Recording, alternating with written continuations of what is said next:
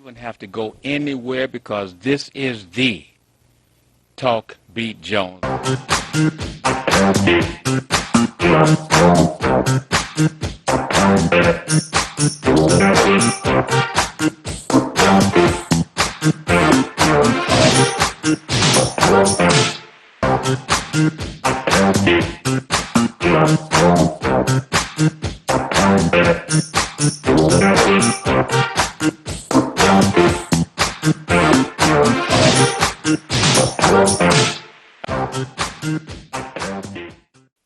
All right, family, this is the Talk Beat Jones, and I am Billy Joneser Jones. Remember now, change that. That's Billy Joneser Jones. Tell your friends when they're watching the Talk Beat Jones, it's that guy, that fitness master guy. We're going back, including Joneser size. I am that guy. Family, there are so many Billy Joneses, there's so many Billy E. Joneses that people are saying we have a difficulty finding you, Billy.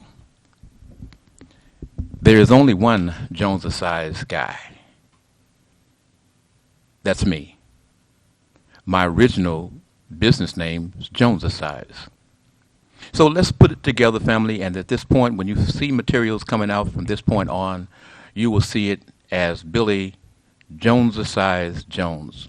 And you're wondering about that Joneser size? Yes, sir. Yes, ma'am. My friends and family in the Oakland Bay Area, we are getting ready. We are going to get ready to start doing you some fitness workouts. And as I say this, the Talk Beat Jones, we're on the air every Wednesday from 10 a.m. to 11. And we have a repeat broadcast on a Sunday on 105.2 from 4 to 5. And you can type in the YouTube, TV33. Got it? TV33 on demand. And you can type in, we're still on that part, we'll still have Billy Jones and the date, and you can look for a picture. But the date is important, and you can see the show that was on that particular date. That's the way that will work. The Joneser size is a fitness portion that we're slowly going to bring into the business. And as I was about to say, I want to give a shout to Rockefeller. To Rock, as we know him, Rock. Rockefeller put me on the air. Folks have seen my productions, my videos from my shows in my studio with my class of ladies.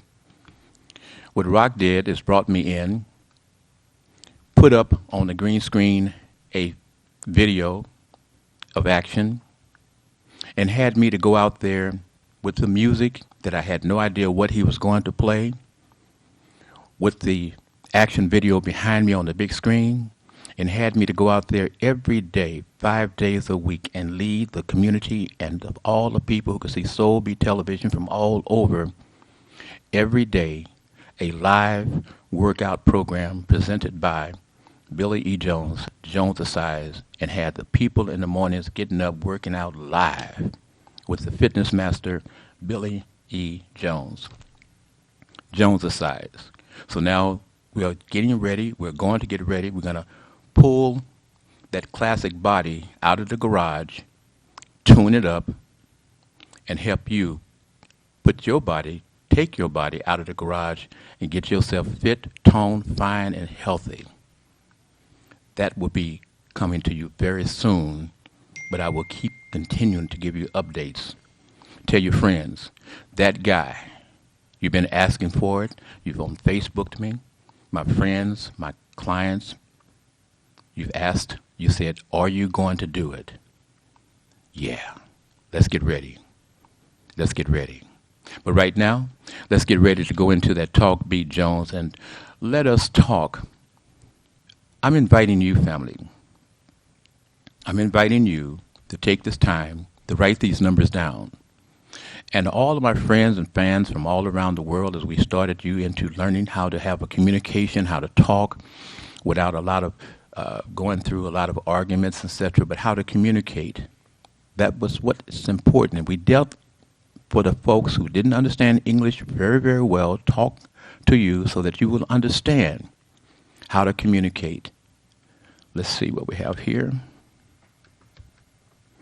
Caller, are you live? Hello, caller, you live? Hello? Yes, you're live.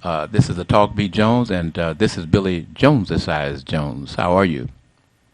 I'm fine, sir.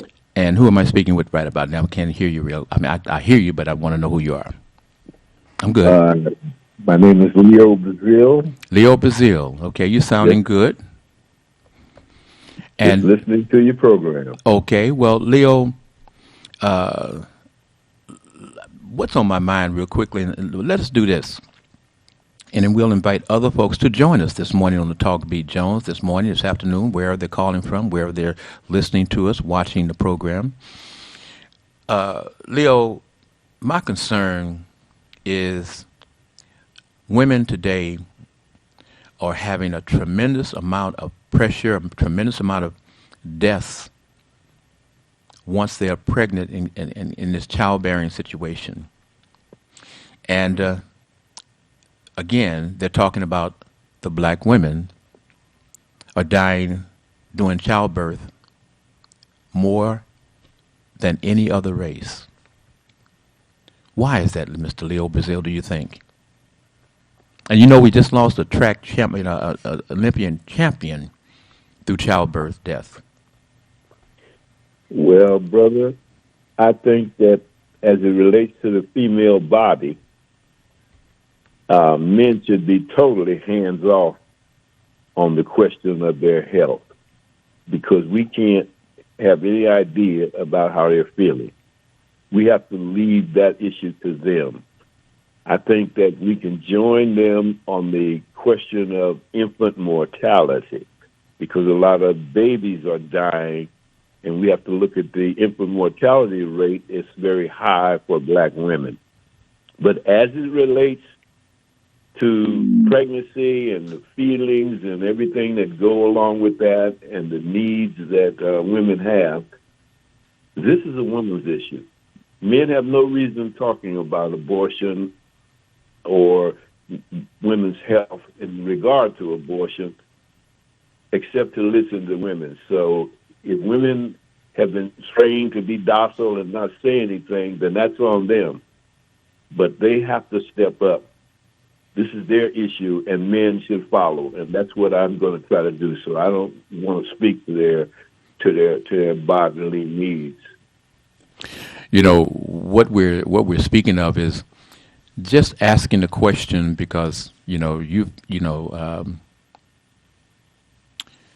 when we as a man and we have a wife, girlfriend, special person that's pregnant with our child, we're excited. Mm-hmm. We're excited, and when you go through and the wife had maybe some problems during the pregnancy, but you were there at the time when they're saying push, and then they're finding something is wrong. And my question is, why is this situation happening to black women more so than any other race of folk in America? Because nobody listens to us. Nobody listens to them.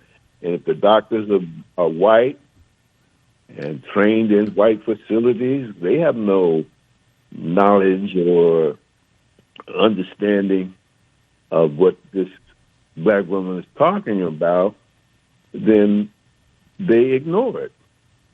And you have then celebrities like Beyonce and Serena, Williams, are telling you that they're having these problems and the doctors are ignoring them. So if you know they ignore a celebrity, what can they do for Susie Jones down on East 14th or 98th Avenue? The understanding as to back in the 70s when I was in the medical field working for the doctors, the thing that came up was the high infant mortality rate with black folks. Mm-hmm. My thought then, as we went on, was to see what we could do with their health care through activity, through fitness. And that's when we created, and I say we because I had a partner named Warren Ellis.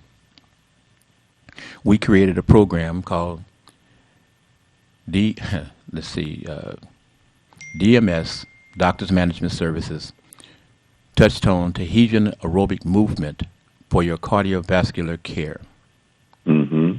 We put all of that in there because people didn't know about it. I'm one of the first persons in the aerobic business. So people that was not familiar with aerobics at that time.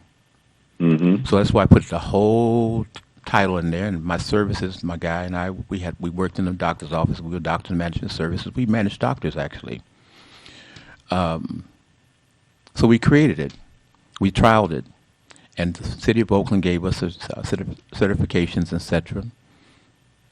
And later on, through Golden Venus, that I was able to be their fitness master, that I was able to, at some point, acquire the franchise of Golden Venus to turn it into Jones' Size. And that's where we are. That purpose was to encourage black women, and women all ages, all colors, but black women, to get into their bodies, to understand you've got to physically work out. You're stressed, you're tense, you have problems. But one of the things you have to do is to cherish your temple, and that's your body. Mm-hmm. And we started off maybe with a couple, 3, 4 people, and before it was all said and done, we had 3 locations, averaging 100 folks at one location, 55, 60 at another location, and 35 at another location. And we did that, and that's how it became through Golden Venus. I was the Golden Venusizer, bought the location, became the Jones' Size Man. Because the idea that our black women were losing their babies through what? Lack of care, lack of health care. Perinatal. Yes, sir. Yes, sir. And that's what came out. That's eventually what came out. Mm-hmm. So now we're not just losing the babies, but we're now losing the mothers of the child. Right. So this is what I'm asking, and ladies and gentlemen, boys and girls, friends and fans from all around the world, you have a number there. If you care to join, if you have a thought about why is it that our black women are dying more frequently than any other race of folks during childbirth, can you give us a thought? Can you give us a thought, or what are you thinking? Because this is our folk. It has nothing to do with racism, has nothing to do with this and that. This is our folk, and we need to know, because apparently nobody else is really, they're giving us the statistics of the fact that they are dying, Right. but they're not giving us an understanding as to how to stop it. Right. You know, to say, well, you know, black, and the thing that you were talking about before is that, you know, they go through this thing, if I've seen it before, where they say black women complain because the medical people think that they have a higher tolerance to pain and they need less care. Now, I read that. So, Ridiculous. yes. So that was a thought, and just wondering, and we're going to get back, we're going to talk more about that as time goes on, because we can't just let it be a fact and not have some form of an understanding as to what can happen, how it can be reversed or changed, or the situation can be lowered. Because to be the persons that have more consistent deaths than any other race of folk, I mean, come on now. It just hits me in the head hard. You know, that does. You know, that was my thought. and I've heard yours. Mr. Leo, Yes, I'd like sir. to know one thing here real quickly. We're going to bounce. You took a trip. Where was that trip? Well, I just came back from Kemet. I'm sorry, a lot of folks don't know what you mean when you say Kenneth. Kenneth. Kemet, Kemet. Kemet, okay. But now, what is that? Well, the Greeks called it Egypt. Egypt. Yes, and Okay. so we now understand that geographic area of being Egypt, and that was what the Greeks put on it. But 5,000 years before the Greeks arrived, the people there called their place Kemet. So, what was the purpose of your trip? Going back to the beginning to find out about my heritage and to fulfill a lifelong dream of going to Africa. Because a lot of people don't know that Egypt or Kemet is in Africa. Why don't they know? Same reason they don't know about the perinatal care and the low infant, both the birth rates for young black people in America. Mm-hmm. The information is generally there, but you have to research it because the powers that be don't want to talk about these things, or they're in denial. So now you're in, what is the country name again? Egypt, but it's called Kemet. Kemet. There's Kemet in the north and Kush in the south. Okay. And there's an interrelationship between those two areas and the broader area called Nubia. Now, what is the population culturally? Are they black? They're what? Well, therein is the problem, and that's what I'm talking about. If you say Egypt and people don't know that Egypt is in Africa, they try to make Egyptians not African. Okay. Okay, but Egyptian is for Kemetic people are African. Okay, Mm-hmm. so right now, Egypt, North Africa, is populated by Arabs, people who have come across from the Arab Peninsula over into North Africa and dominate all the way to Tunisia and all those countries. Those are Arab people that didn't come until 6-something AD. These people were there 5,000 years BC. And the Egyptian government today, dominated by Arabs, are erasing the images that are written on the wall by the people 5,000 years ago. So that's what my research group of scholars went over to look at those things. Mm-hmm. Mm-hmm. So you've had a country where there's black folks. Now there's another cultural group that's in charge, and they are erasing the original group, which was the black folks. Is that what we're saying, basically? Yes. And we've documented, that's what I said. We went to see the handwriting on the wall. Mm-hmm. These people carved these things into the wall 5,000 years ago. And you can't erase it all. But No. you can show the ones you want to show and never allow anybody to see what is actually on the wall unless they actually go there to see it themselves. And that's what we did. Mm-hmm. Mm-hmm. Mm-hmm. And so now the debate is on. Now the discussion is on. And we're going to keep bringing it up. Especially now they've got rid of affirmative action and some other things. We've got a chance to talk now. The issues are on the table. So in the time that you and the scholars were there, And upon your return to America, was there any type of, you're going to get together and you're going to have another discussion, and what would that discussion be about if you're going to have another discussion?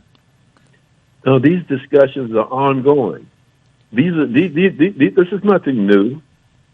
There's a whole list of black scholars, if you want to start looking them up. They've been saying this, starting with Sheikh Diop, who wrote the book on African civilizations and the basis and the root of African civilization. You got all kinds of scholars out there for years, but nobody listens to them because the mainstream white scholars don't even want you to know that Egypt is in Africa.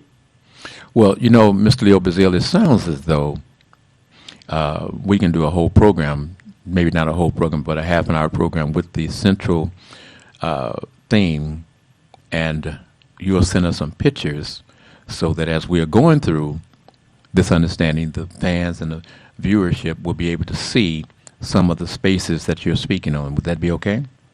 Yes, sir. All right. So let me say one thing. Yes, sir. For people that can get on and do their own research in the meantime. Okay. The most central thing is the river Nile. Down through that Egyptian desert, you're going to see that Nile Valley is the most fertile area. And so study or research the Nile so that when we have our conversation, we will realize that nothing would be there unless it be for that water called the Nile. Okay. And the interesting thing about the Nile is it runs opposite. I was going to say. Now, can you do this? As we are looking in the future, what effect do you think this latest Supreme Court ruling is going to have on black folks in America? And would you also kind of tell us what that ruling was? Which one? The affirmative action? Yes, sir. Would you kind of break that down a little bit, and how is that going to affect black folks moving forward? Because we fought so many years and died to get affirmative action, to get this type of situation through the courts. And now here's where we are. And I want you to break it down. And by the way, break it down from a lawyer's perspective, because you are, your occupation was a law. Explain what your lawyership was about, sir. Well, again, it's too complicated to talk about on a program like yours, but we need an hour-long program to break that whole affirmative action thing down. No, just want the bones. I don't want the meat. But I just want the bones. I can't give you the bones without distorting. Okay, well, let's do it. The ruling was that we cannot, at universities, at academic, use race as a criteria for allowing admission. Period. Now, if we can't use race, why is that? How are we going to identify one applicant for another? Because the whole idea of affirmative action was to negate hundreds of years of negative action. So we have to talk about those 100 years of negative action, and they said we don't want to discuss that.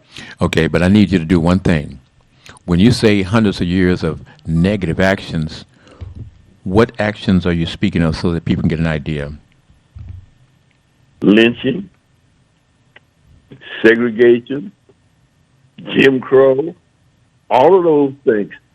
Slavery, can't read or write, all those things were negative action, delaying you. And then when they finally did open those doors, they say, now you have an equal opportunity. Well, that's like running a 100-yard dash. And the white people are 20 yards in front of you, and you back on the starting line, and they say that's fair. That's equal opportunity. Come on now, break it down. Now we can, and we have, even though they had that 20-yard lead, we caught them at the 50 and passed them at the 60 and beat them to the 100. Mm-hmm. And then they said, "Oh no, we got to do something else." So that's what they're doing, is doing something else to stop us, to slow us down. So this is in regards to the fact that affirmative action was working too good for us, that they feel they must change it. Right, and that's why Clarence Thomas got his complex, you see, because we came into the universities and started succeeding, but what did the people that were there before us?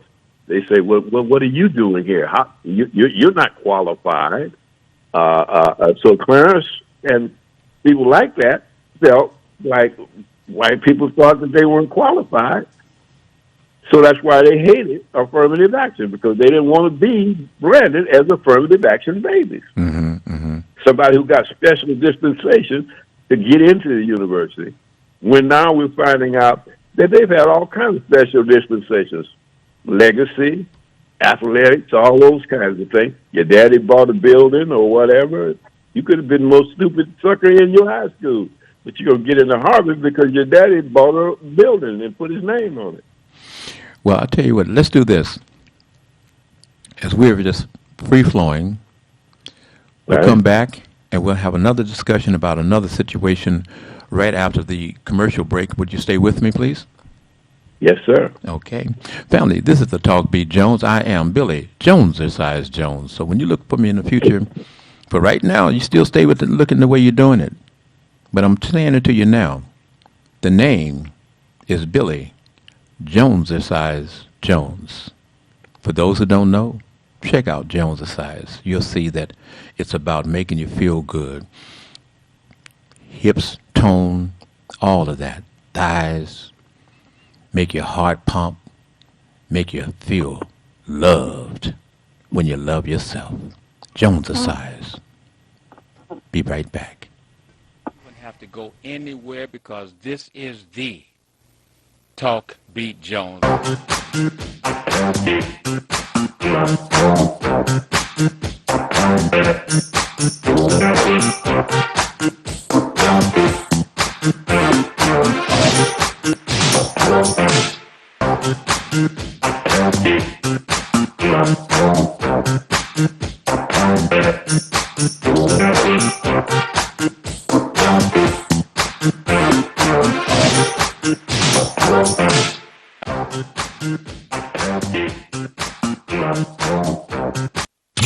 Put your podcast on iHeartRadio? Yes, your podcast on iHeartRadio. What about Alexa, Roku, Fire Stick, Apple TV, Android, or iPhone? Plus live TV streaming. Get your podcast seen and heard all over the world. Call 313-868-6612. Pre-recorded shows are accepted to be archived. This is a WHPR distribution platform. Download the app from the App Store. Go to WHPRTV.com. Channels available for lease 24/7 on Roku, Fire Stick, or Apple TV. Coming soon, subscription and pay-per-view. Also, Block time is available. Get yours. Call 313-868-6612. That's 313-868-6612. Executive producer R.J. Watkins. Program director Henry Tyler. 107.5 FM WGPR HD2. RadioWeCanSee.com.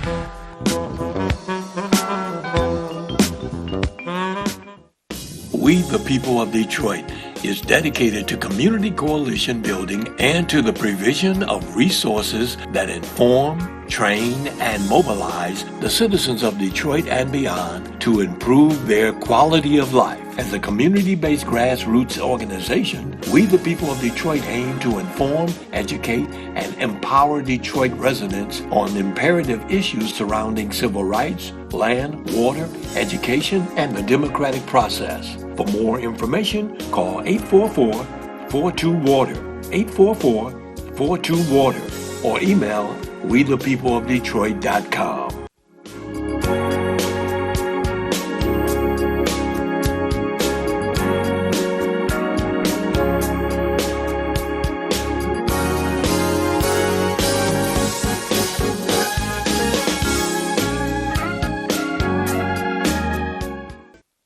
have to go anywhere because this is the Talk Beat Jones.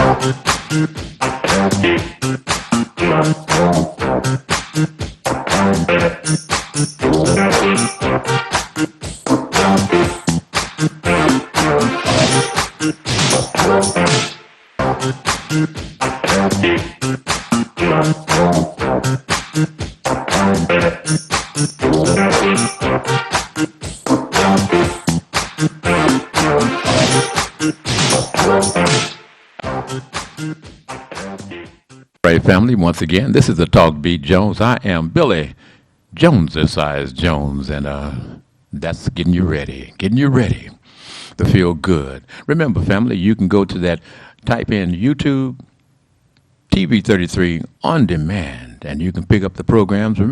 I checked.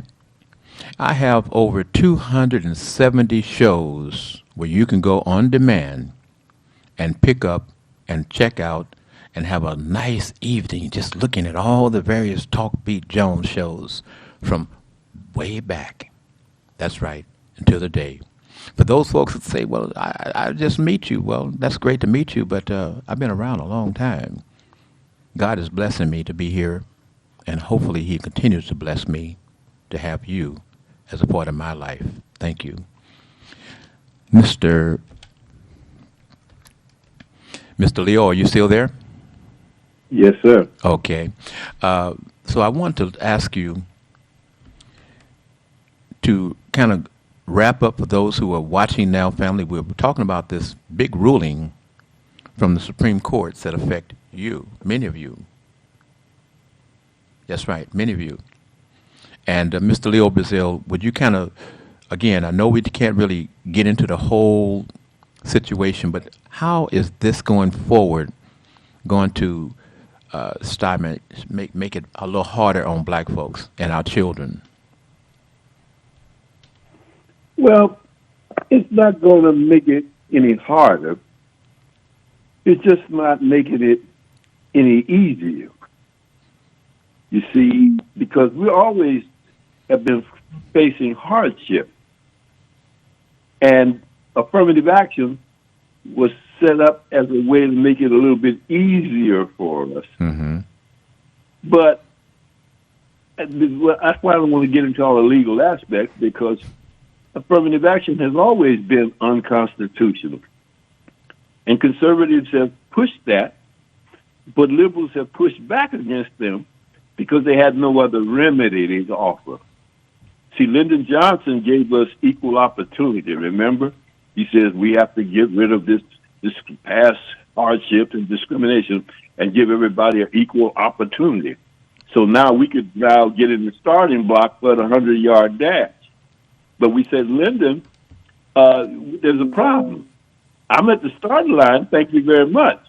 But the other races, the white races, the male white men, are 20 yards ahead of me. Mm-hmm, mm-hmm. So shouldn't I get up to the 20-yard line with them? They say, no, equal opportunity. Well, Lyndon Johnson got voted out of office, and Richard Nixon came in. And Richard Nixon turned the problem over to a brother named Arthur Fletcher. Arthur Fletcher came up with the idea to combat that negative action with the idea called affirmative action. Okay. And so the liberals jumped on that, and they rode that for as long as they could.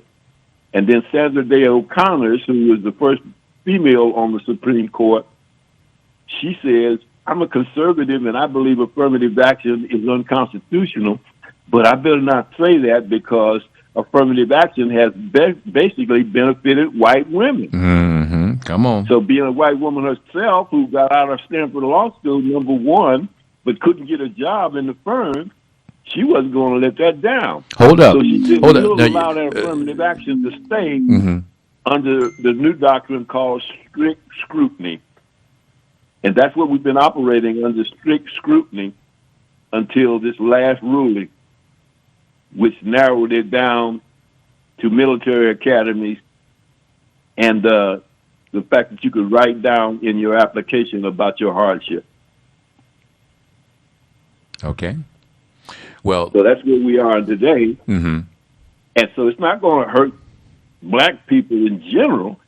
It's going to hurt the high academic black people who was benefiting from affirmative action, but it's not going to hold us lower class people who never did get into the big universities anyway because we came from schools.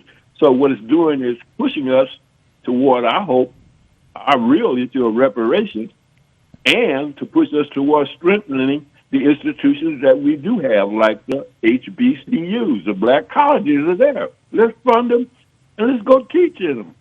Let me ask you a question, and this is kind of like a strictly a question because I don't know, but I thought I heard some point about this sometime in the past. Aren't our black colleges struggling? Yes. Why? Haven't we not had some of our black colleges actually close? Yes. Why?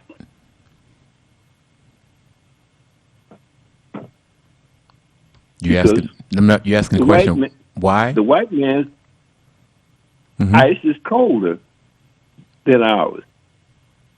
So since they opened up on the affirmative action, these big white universities, all of our scholars want to go there, right? Okay. You want to go to Harvard, not Howard. You want to go to Princeton, not Morehouse. You want to go to Sarah Lawrence, not Spelman. If you got a choice, right? Mm-hmm. Mm-hmm. But since you don't have the choice anymore, or you won't have that choice as wide as it was, shouldn't we start looking at the Howards and the Morehouses and the produced Martin Luther King and all these other people and start pumping that money into it?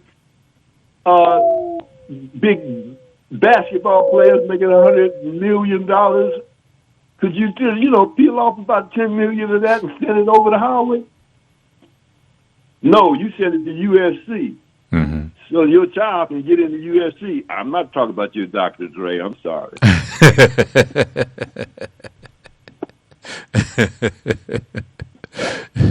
But just tell the truth. Don't get me started. No, the one thing about what I love about the freedom that Mr. R.J. Watkins, Mr. Henry Tyler, and this station offers, and it offers the same to you, family. You have a program, the same thing I'm about to say, it applies to you. If it is not something that is totally off cue, we can talk about it. And we can be honest. We don't have to try to cover it up. We can be honest. I have to have the ability to be honest. Otherwise, I am strictly not involved. I may make a mistake, but it'd be an honest mistake because I attempt to be honest. You're on TV. People can check you. Your reputation is at stake. And as you speak, Mr. Leo Brazil, you have the freedom. Because the idea is to get us, our family members, and when we on television, our family members include everybody, all race, all nationality, all people, to try to help us get a greater understanding of what is really going on out there. Mm-hmm. Mm-hmm. Now, switching real nice to politics, just a little something here, me and you flowing. We're starting to hear about the age situation about Biden. We're hearing about Trump, and it's starting to break down that, yes, Trump may be really ahead in the race to get the nod from the Republicans, but it doesn't look good for him in the general election. Break those things down for us, please. Well, I don't know what you want me to start on. I have my own opinions. Let me say from my bias. Please do. I'm 80 years old. Young man. And I resent anybody. Wait, telling me, Leo, you say that, and I'm going to tell you again, like I always do. You're a young man. Yeah, but listen to what I'm saying, Billy. Okay. I'm 80 years old. And people telling Joe, you're too old to be president. Well, I resent that right away Okay. because I feel like I can be president right now. Mm-hmm. So why shouldn't Joe be president at 80 years old? You say, well, the real issue is behind me as a political scientist is you don't like that black woman, Kamala Harris. Uh-oh, And you better say it again. You're afraid that if Joe died, you're going to end up with that black woman. So you want to, bring up Joe's age to try to get him not to run or let somebody else run. But you don't really want Kamala Harris. That's my opinion. I don't know how to speak beyond that. Now, go ahead and work with that because we have talked about the last year, actually, about the chatter that had started about the same procedure that you're speaking of. We don't want Joe because we don't want Kamala. Mm-hmm. So, but the process is that the people are saying, well, Joe still got it. And and I don't understand this. With all the things that the president is doing that's working, the polls still try to down him. Mm-hmm. And my thought was going back to what Mr. Leo Brazil talked about during the election. President Trump has X amount of millions of folks in the United States of the America. 1/3. Those folks are not going to change their opinions about anything that Joe Biden will do, period. So when you're looking at those numbers are screwed up. And I didn't say that other, I said screwed. It's crazy because you got a third of folks who don't care Mm-hmm. about the truth. Mm-hmm. And those numbers Trump are... told you. Trump told you. He said, I can shoot the Pope in the middle of Fifth Avenue in New York. And my folks are not going to walk away from it. And it's showing you that the truth of that. It's a cult. He's the cult leader. And they're drinking the Kool-Aid. And no matter what you say. So you say, well, I don't feel comfortable about Joe because Joe's politics it's not progressive enough. So you're looking to degrade him instead of forgetting the victories that he's brought to you. He's getting some good legislation done, right? Because of his 60 years of experience in the government, he knows how to get rid of people with no program and get around them. And he's been doing that quietly. But all the press want to talk about is the negative. They don't want to talk about positive stuff. Mm-hmm. It's bringing up speculation. Well, let's talk about his son's cocaine problem. What's the big news on the television today? They found cocaine in the White House. Oh, come on, man. You mean somebody forgot their stash? No, they're trying to bring you back to his son's cocaine crack problem or whatever problem he had. Talk about that instead of the fact that this man put money into these cities and a freeway failed in Philadelphia and they got that back up in 3 days or 3 weeks or whatever it took them to put it together. Where did they get the money from? Joe Biden. But we don't want to give him no credit for that. We want to talk about, his son is a cocaine addict. But let me ask you this question about that. Joe Biden's son, has he ever held an elected office? I don't want to talk about it, Billy. Well, the reason I asked you this question, I'll talk about it. Well, you go ahead. I'm not. Okay, I'll talk about it very quickly because it's not a biggie. The process is that you got one person who's elected president. You got one person who is a citizen, happen to be the son of a prominent person, who's doing what he's doing. Now, what type of rules does he have that he is making that affect all of us in the United States of the America? What rules does he carry? What power does he carry other than being Joe Biden's son, who can do whatever they do like some other private citizens who's privileged to whatever? None. That's what I'm saying. So why are we that concerned about the Joe Biden? I mean, about the son of Joe Biden? Not concerned. You're stupid. You're just bringing up something that you just want to bring up because you're mean. But you don't want to talk about the power of a Supreme Court justice like Clarence Thomas having his mama's house paid for by him. Come on, you talk about that. He can do something. Hunter Biden can't do nothing to you.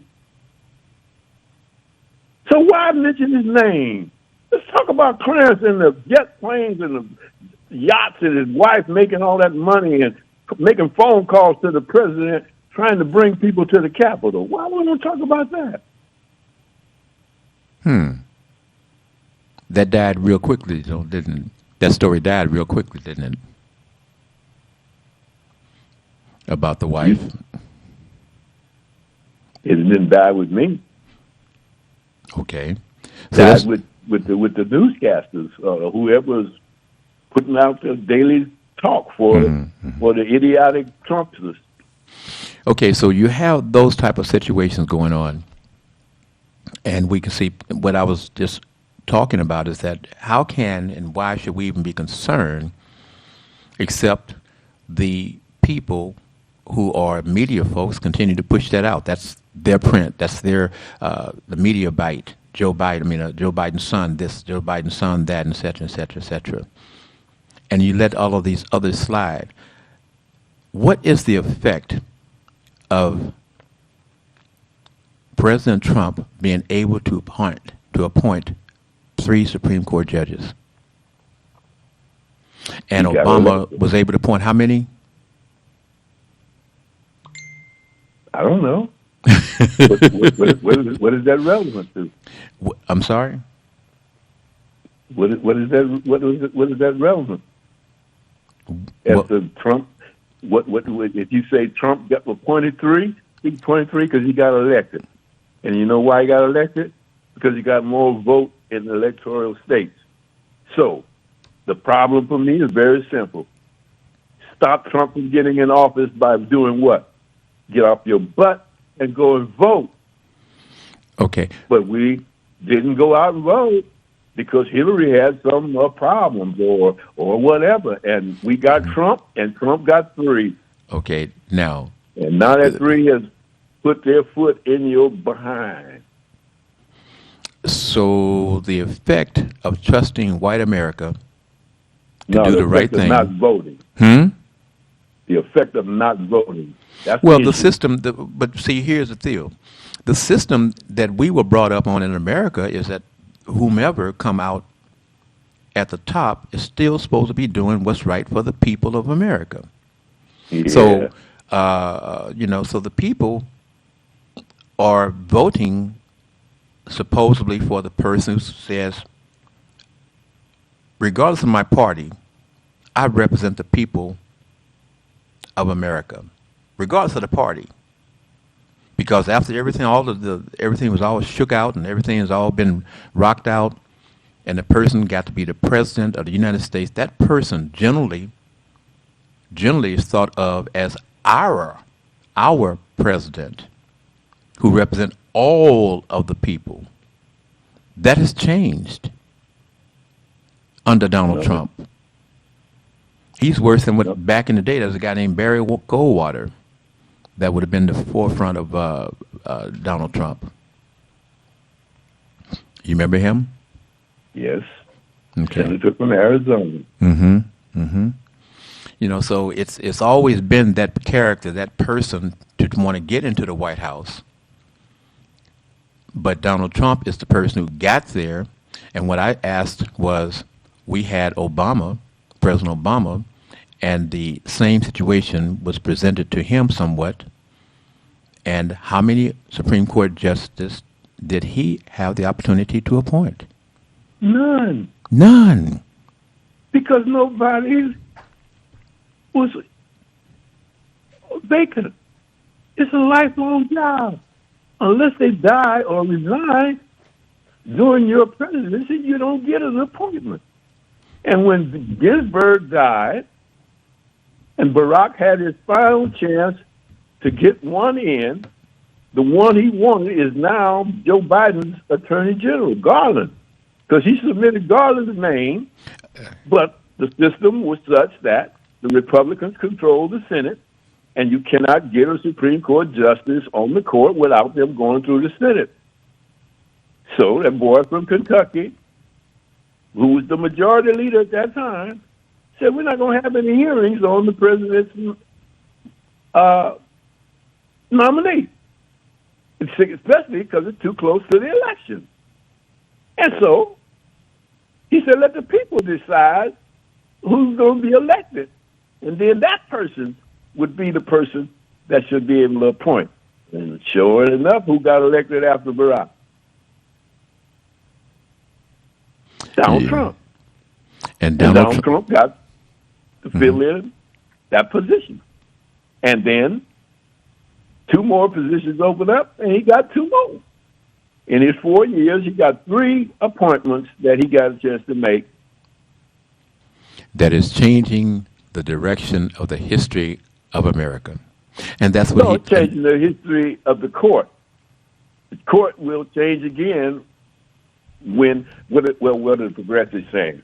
Coming up with stupid stuff like, well, we need to put more people on the court. That's court packing, man. You know, then as soon as the next party comes in, then they put 3 more on or whatever. But that's putting the court into politics. Now, we know it's into politics because this court says, we don't care. We will lie to get on here. Oh, no, I believe in precedent and all this other stuff. But then as soon as they get on court, they turn 50 years of precedent around and reverse it on the abortion issue. And then you say, well, that's a political act. Sure it was. But you don't change the institution by putting another 3 on as soon as your political party gets into power, because now you completely destroy the democratic system. Well, anyway, that's something that is something that they're dealing with, and will deal with, and talk about, et cetera, et cetera. But in the meantime, this court is going through eradicating things that was good for the people. Period. Good for some people. To Not us. for their people. To us. Mm-hmm. To us. And that's But the whole process. Who is us? Who is us? Yeah. Okay. To us, when I speak about to us, we love everyone. No. Wait, no. let me finish, please. We love everyone. We appreciate everyone. But when we speak about us, I have to look in the mirror and look at my heritage. My heritage is black. Thank My you. process is that we are the people who have the greatest cards of despair to try to work our way out of, period. So when I say mean us, nothing to me if I'm Asian. pardon me? What you just said doesn't mean a thing to me if I'm Asian, Well, that's why because I'm worrying about Asians, and that's who got us on affirmative action, the Asians. hmm So why black folks always got to be for everybody and have such a hard time of just saying point blank, I'm for us. And who is us? Me and Miss Minnie.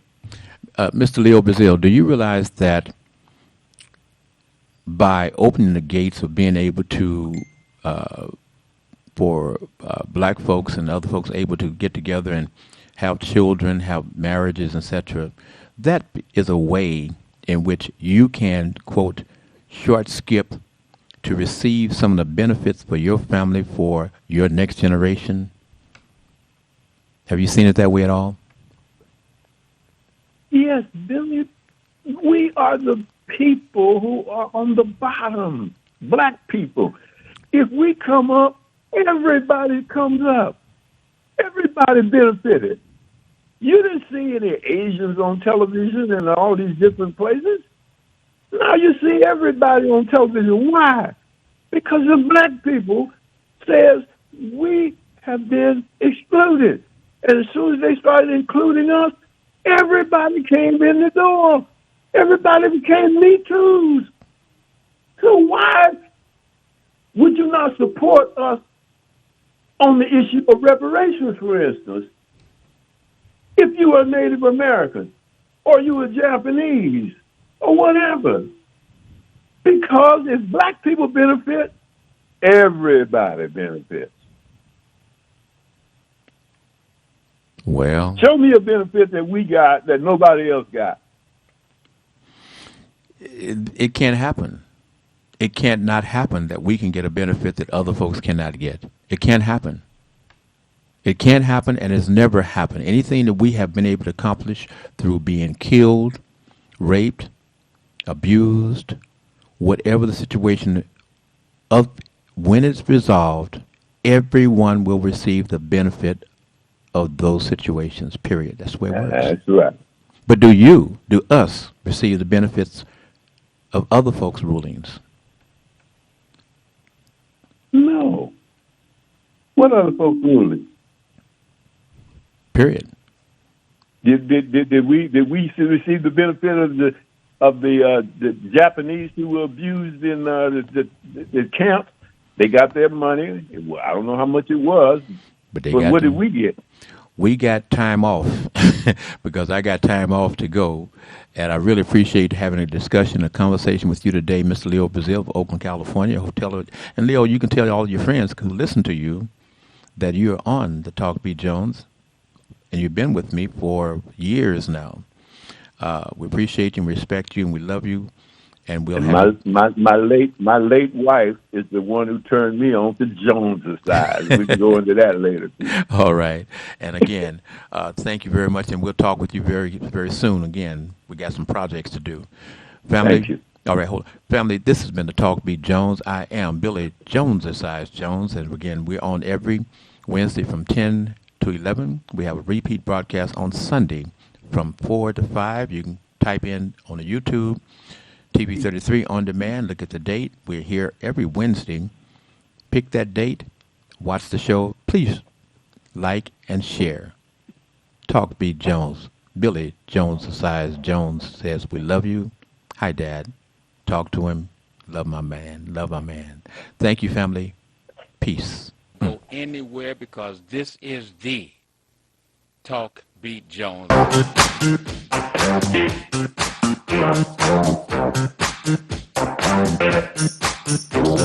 you.